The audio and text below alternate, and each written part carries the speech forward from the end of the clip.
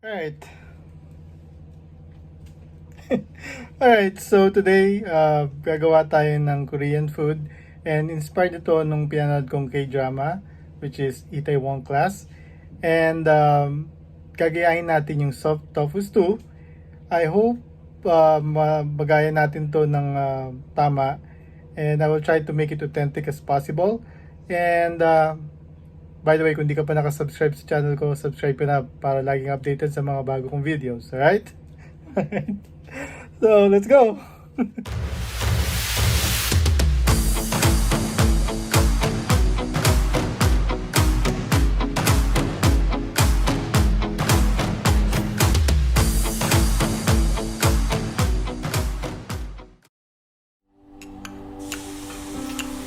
Ito yung part kung saan niluluto ni Seroy yung soft tofu stew, and isi-serve na to kay Chairman Jam.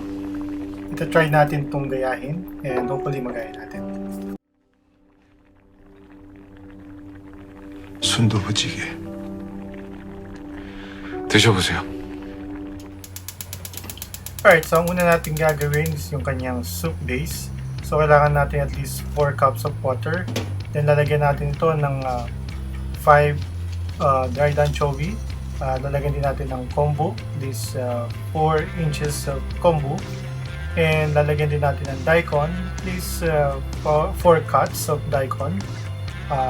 And then papakuluin natin siya ng 15 minutes para meron na tayong soup stock. At gagamitin natin to sa ating soft tofu stew. Right, set aside lang natin to after 15 minutes. And then start na natin igisa yung ating pork.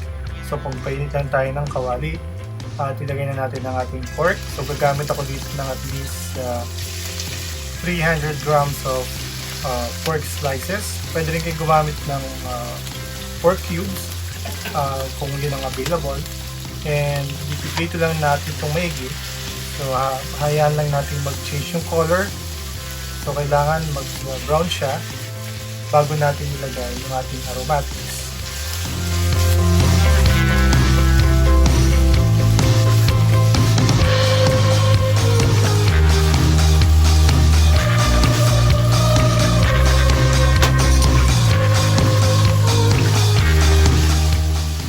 Ayan, pag ready na siya, pwede na natin ilagay yung ating bawang. So maglalagay tayo at least 5 cloves of minced garlic, and also at least 1/4 cup of chopped leeks. And then hahaluin lamang natin itong maigi hanggang mag-blend na yung ating mga ingredients.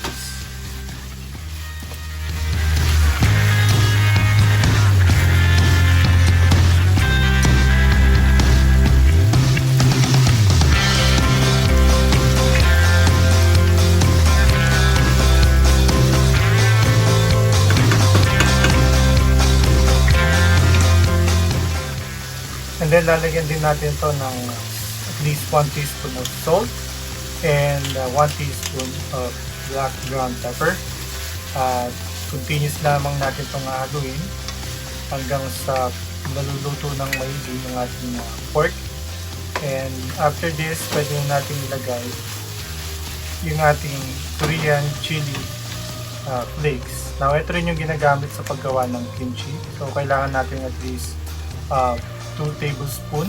Nasa inyo kung gusto nyo mas manghang, dagdagan nyo pa or bawasan nyo kung ayaw nyo masyadong manghang. And then maglalagay din tayo ng 1/4 cup of chopped kimchi. And also maglalagay din tayo dito ng 2 tablespoon of Korean pepper paste. Alright? So ito ang magpapasarap sa ating soft tofu stew. Haluin lamang natin ito maigi, at pag nag-blend na siya, lalagyan na natin ang stock. Kailangan lang natin salayin ng ating soup stock. And then, pakuluin lamang natin ito maigi para mag-blend na yung flavors ng ating soup. Alright? And after this, prepare na natin yung ating paglalagyan.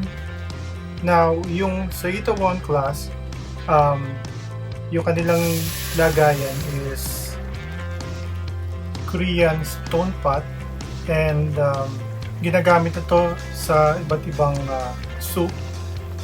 At dahil wala tayong ganon, gagamitin ko lang is ceramic pot.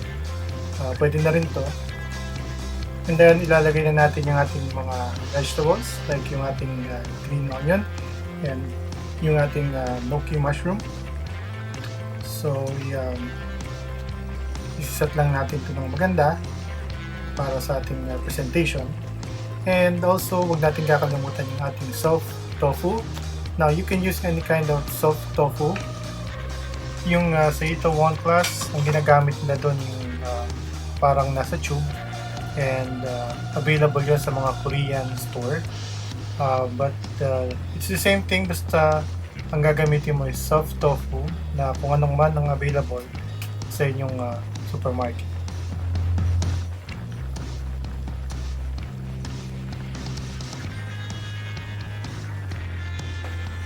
Alright, so natapos na natin yung ating soft tofu stew and pwede lang ang pagluto nun. Now, masarap talaga ito, isi-serve mo siya ng kumukulo, right?